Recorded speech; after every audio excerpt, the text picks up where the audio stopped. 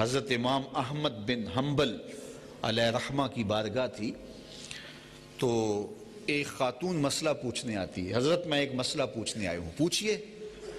کہا کہ میں دن کو کام کاج کرتی ہوں اور رات کی چاندنی میں سوت کاٹتی ہوں، اور کبھی کبھی ایسا ہوتا ہے کہ بازار سے بادشاہ کی سواری گزرتی ہے، خادم سونے کے شمعدان لیے آگے آگے چل رہے ہوتے ہیں، تو ماحول میں روشنی بڑھ جاتی ہے۔ عام دنوں میں تو چاند کی چاندنی میں سوت کاٹتی ہوں، لیکن جب سواری گزرتی ہے تو اس وقت جو سوت کاٹتی ہوں اس کی کوالٹی کچھ بہتر ہو جاتی ہے۔ تو میں یہ پوچھنے آئی ہوں کہ میں اس سوت کو جو چاند کی چاندنی میں کاٹا اور جو اس گزرتے ہوئے بادشاہ کی سواری کی روشنی میں کاٹا، ان دونوں کو بازار میں ایک ساتھ فروخت کر سکتی ہوں، جبکہ ان کی کوالٹی میں معمولی سا فرق ہوتا ہے۔ تو حضرت امام احمد بن حنبل نے بات سنی تو فرمانے لگے، خاتون اپنا تعارف کروا سکتی ہو تم کون ہو؟ تو خاتون نے کہا، حضرت سائل کی ذات نہیں پوچھی جاتی، آپ مسئلہ بتائیں۔ فرمایا نہیں، کچھ مسائل ایسے ہوتے ہیں کہ سائل کی حیثیت سے مسئلے کی نوعیت بدلتی ہے، تمہیں بتانا پڑے گا کہ تم کون ہو۔ تو اس نے کہا، میں حضرت بشر حافی کی ہمشیرہ ہوں۔ تو کہا، تمہارے لیے پھر جائز نہیں ہے، تصوف اسے کہتے ہیں۔ امام اہل محبت اعلی حضرت عظیم البرکت علیہ رحمہ ایک محفل پہ تشریف لے گئے، صاحب خانہ نے دعوت پیش کی تو اس میں انواع اقسام کے کھانے پڑے ہوئے تھے۔ تو آپ نے دیکھا کہ شوربہ ہے تو اس کو چمچ سے چکھا تو اتنا لذیذ تھا کہ جی چاہا کہ میں تھوڑا سا شوربہ پی لوں۔ تو صاحب خانہ کو بلایا، حاضر ہوا، کہا اگر تم اجازت دو تو میں شوربہ پی لوں۔ اس نے کہا، حضرت سب کچھ آپ کے لیے رکھا ہوا ہے۔ فرمایا نہیں، شوربہ عرفاً معقول ہے، مشروب نہیں، کھانے کے لیے رکھا جاتا ہے، پینے کے لیے نہیں رکھا جاتا۔ اور اگر میں یہ کھانا چاہوں تو جتنا مرضی کھاؤں، مجھے آپ سے پوچھنے کی شرن ضرورت نہیں ہے، لیکن چونکہ میں عرف سے ہٹ رہا ہوں اس لیے میرے لیے ضروری ہے کہ آپ سے اجازت لوں، کیونکہ تم نے کھانے کے لیے تیار کیا ہوا ہے، پینے کے لیے تیار نہیں کیا ہوا۔ میرے دیکھا دیکھی سارے پینے لگ جائیں گے، شوربہ ایک جھٹکا بھی نہیں لے گا، پھر تمہیں شرمندگی ہوگی کہ شوربہ کم پڑ گیا۔ تو تصوف ان چیزوں کا نام ہے، ان باریک چیزوں کا نام تصوف ہے۔ حضرت امام اعظم امام ابو حنیفہ علیہ رحمہ کسی گھر کے دروازے پہ دستک دیتے ہیں، پھر پیچھے آ کے دھوپ میں کھڑے ہو جاتے ہیں ایک طرف، تو دیوار کا سایہ بھی پڑ رہا تھا، تو کسی نے گزرتے ہوئے کہا، حضرت سائے میں کھڑے ہو جائیے۔ فرمایا کہ صاحب خانہ سے میں نے قرض لینا ہے، اور جس سے قرض لینا ہو اس سے کوئی فائدہ اٹھانا سود ہوتا ہے، میں ڈرتا ہوں کہیں یہ سود نہ بن جائے۔ آپ فقہ پڑھتے ہیں تو فقہ میں آپ دو لفظ پڑھتے ہیں، طرفین، شیخین۔ شیخین سے مراد حضرت امام شافعی اور حضرت امام اعظم ابو حنیفہ بھی ہیں، اور صاحبین سے مراد حضرت قاضی ابو یوسف اور حضرت امام محمد ہیں، اور طرفین سے مراد فقہ میں جب لفظ بولا جاتا ہے تو حضرت امام اعظم ابو حنیفہ اور حضرت امام محمد بن حسن الشیبانی۔ ان کو طرفین کیوں کہا جاتا ہے؟ اس لیے کہ جب امام محمد امام اعظم ابو حنیفہ کے پاس پڑھنے آئے تو یہ امرد تھے۔ امرد اس لڑکے کو کہتے ہیں کہ جس کا سبزہ خط ابھی نہ آیا ہو اور وہ عورت کے حکم میں ہوتا ہے۔ تو جب آئے تو کہا کہ حضرت پڑھنا چاہتا ہوں، تو فرمایا ٹھیک ہے، لیکن اس ستون کی اوٹ میں بیٹھا کرو کہ مبادا میری نظر تمہارے چہرے پہ نہ پڑے۔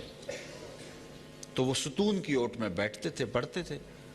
ایک دن وہ پڑھ رہے تھے اور امام محمد کی دوسری جانب ایک لالٹین جل رہی تھی، چراغ جل رہا تھا، اور سایہ امام اعظم کے آگے پڑ رہا تھا۔ تو سائے میں نظر پڑی تو دیکھا کہ داڑھی کا عکس بھی دکھائی دے رہا ہے۔ تو کہا آپ کو داڑھی آ گئی ہے؟ کہا وہ حضور سال ہو گیا۔ فرمایا اب میرے سامنے بیٹھا کرو۔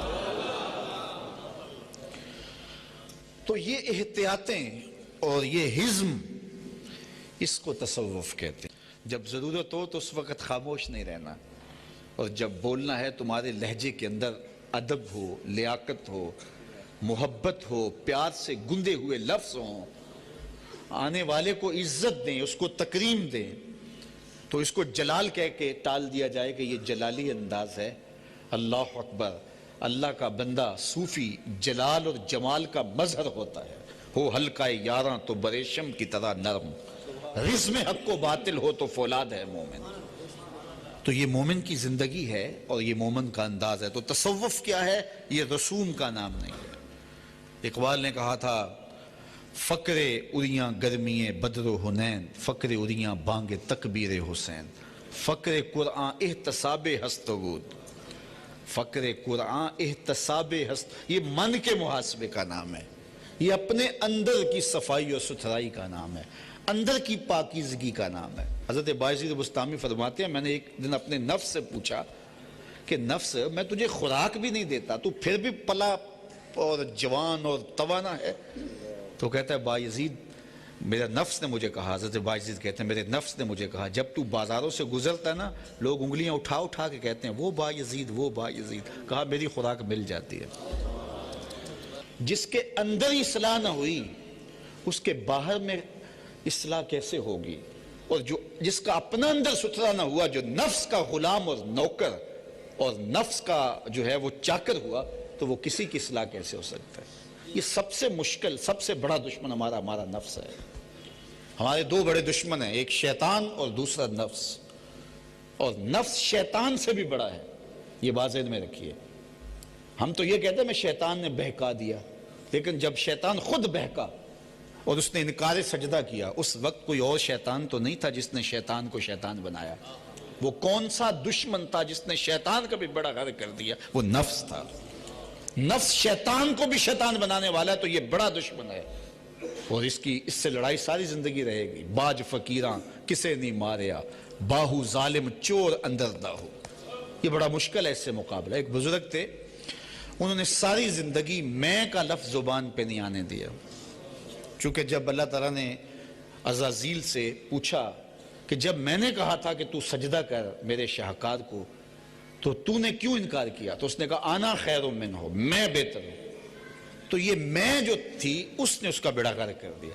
تو وہ بزرگ تھے، وہ ساری زندگی آنا کا لفظ، میں کا لفظ زبان پر نہیں لاتے تھے، فرماتے تھے اس لفظ نے شیطان کا بیڑا غرق کر دیا، میں بولتے ہی نہیں ساری زندگی۔ اس مفہوم کو ادا کرنے کے لیے بانداز دیگر بات کرتے۔ اچھا، ہر طرح کے لوگ ہوتے ہیں۔ ایک آدمی کہنے لگا لو ان کی زبان پہ میں کا لفظ نہیں آتا، میں جاتا ہوں اور ان کی زبان پہ میں کا لفظ آئے ہی آئے۔ چلا گیا، حضرت کی مجلس لگی تھی، لوگ بیٹھے تھے، حضرت ایک مسئلہ پوچھنے آیا ہوں، پوچھئے۔ کہا کہ شیطان کو کس چیز نے برباد کیا تھا؟ اب تو حضرت بولیں گے میں نے، تو کہوں گا لفظ آ تو گیا زبان پہ۔ حضرت کی بھی بصیرت تھی، جان گئے اس کے اندر کے کھوٹ کو کہ یہ کس لیے آیا ہے۔ فرمانے لگے بیٹا بیٹھ جائیے، نماز کا وقت ہو گیا ہے، سلام پھرے گا، نماز پڑھ لیں گے، پھر اس پہ بات ہوتی ہے۔ اذان ہوئی، نماز پڑھی گئی، سلام پھرا تو خود ہی بولے کسی نے پوچھا تھا شیطان کو کس نے برباد کیا؟ جواب دینا چاہ رہا ہوں کس نے پوچھا تھا؟ جھٹ کھڑا ہو گیا میں نے۔ کہا اسی چیز نے برباد کیا، اسی چیز نے اس کا بیڑا غرق کر دیا۔ اب مجھے بتاؤ، ہم سویر سے لے کر شام تک اس میں سے نہ نکلیں تو قطب زمانہ بھی ہم ہوں، غوث زماں بھی ہم ہوں، ولی کامل بھی ہم ہوں، سب کچھ کام ہو، اور اس چکر سے کبھی باہر بھی نہ نکل پڑے۔ تم نے کوئی اور تصوف سنا ہے، سمجھا ہے، محمد عربی کا تصوف کوئی اور ہے۔ دین کسی اور تصوف کی دعوت دیتا ہے، تم کسی اور راستے کے مسافر ہو۔ اپنا فہم تصوف جو ہے اس پر غور کرو کہ وہ کوئی اور ہے۔ یہ تو اندر کی پاکیزگی کا نام ہے، اندر کی گندگیاں دور کرنا، باطن کو کھرچنا۔ حضرت عبداللہ بن عمر کہتے ہیں کہ ہم حضور کی مجلس میں بیٹھے ہوئے تھے، اللہ اکبر، حضور کے مبارک دور میں حضور کا عہد ہمایوں، تو فرمایا کہ اگر کسی نے جنتی دیکھنا ہے تو دروازے پہ دیکھو، جو پہلا شخص مسجد میں داخل ہوگا جنتی ہوگا۔ کہتے ہیں ہم نے دیکھا تو ایک بزرگ تشریف لائے، بایاں جوتا انہوں نے اپنے ہاتھ میں پکڑا ہوا تھا اور تازہ وضو کے آثار ان کے چہرے پہ نمایاں تھے۔ بیٹھ گئے، اگلا دن ہوا تو پھر مجلس سجی، تو حضور نے فرمایا جنتی دیکھنے کا شوق ہے تو دروازے پہ دیکھو۔ ہم نے دیکھا تو وہی بزرگ تشریف لائے، بائیں ہاتھ میں جوتا پکڑا ہے اور تازہ وضو کے آثار ان کی داڑھی پہ، ان کے چہرے پہ نمایاں تھے۔ تیسرا دن آیا تو پھر فرمایا جنتی دیکھنے کا شوق ہو تو دروازے پہ دیکھو، جو پہلا شخص مسجد میں داخل ہوگا وہ جنتی ہوگا۔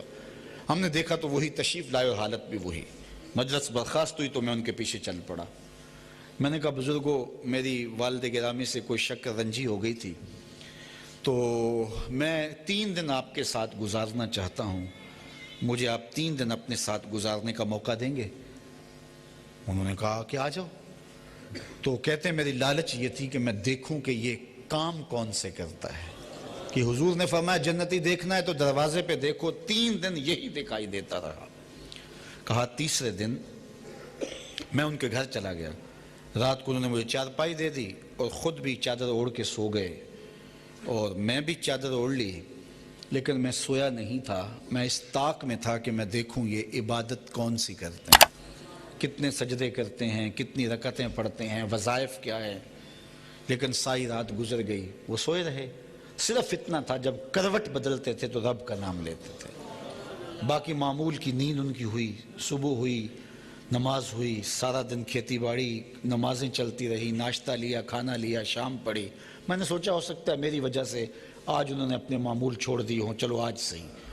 اگلے دن پھر میں نے دیکھا تو پھر یہی ساری رات سوئے رہے اور جب کروٹ بدلتے تو اللہ کا نام لیتے۔ تیسرے دن پھر ایسا ہوا۔